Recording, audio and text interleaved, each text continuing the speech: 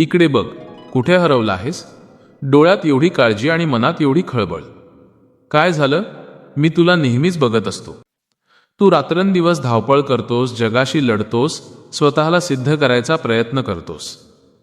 चांगलं आहे, कर्म करणं आपलं कर्तव्यच आहे. पण रे बाळा, या धावपळीत तू मला विसरलास ना? तुला वाटतं तू एकटाच सगळं ओझं पेलतोयस? हे विश्व कसं चालतं, हे झाडाचं पान कसं हलतं, याचा कधी विचार केला आहेस? तुझ्या आयुष्यात जे काही घडतंय, जे चांगलं आहे किंवा जे तुला वाईट वाटतंय, त्या प्रत्येकामागे माझा एक आराखडा आहे. तुला वाटणारी भीती, तुझं अपयश, तुझ्या मनावर आलेली निराशा, हे सगळं मी बघतोय. तुला माहीत आहे ना, जेव्हा एखादी आई आपल्या लहान मुलाला चालायला शिकवते, तेव्हा ती त्याला थोडं लांब उभी राहून बघते. मूल पडतं, रडतं, पण आई लगेच धावून जात नाही. कारण तिला माहीत असतं की पडल्याशिवाय ते चालायला शिकणार नाही. पण याचा अर्थ असा नाही की आई त्या मुलावर प्रेम करत नाही.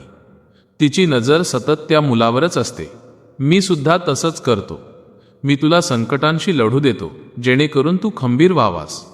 तुझ्या प्रत्येक अश्रूची किंमत मला माहीत आहे. म्हणून तुला सांगतोय, विनाकारण काळजी करणं सोडून दे. भूतकाळाचा विचार करू नकोस आणि भविष्याची भीती बाळगू नकोस. तुझ्याकडे जे आज आहे, त्यात समाधान मान आणि प्रामाणिकपणे कर्म करत राहा. तुझ्या मनातलं वादळ मला शांत करता येतं, पण आधी तुझा माझ्यावर पूर्ण विश्वास तर असू दे. तुझं सर्व ओझं माझ्यावर टाकून बघ. तुझी सगळी चिंता, तुझी सगळी दुःख मला दे. लक्षात ठेव, तू कधीच एकटा नव्हतास, नाहीस आणि कधीच नसशील. मी तुझ्या श्वासात आहे, तुझ्या विश्वासात आहे.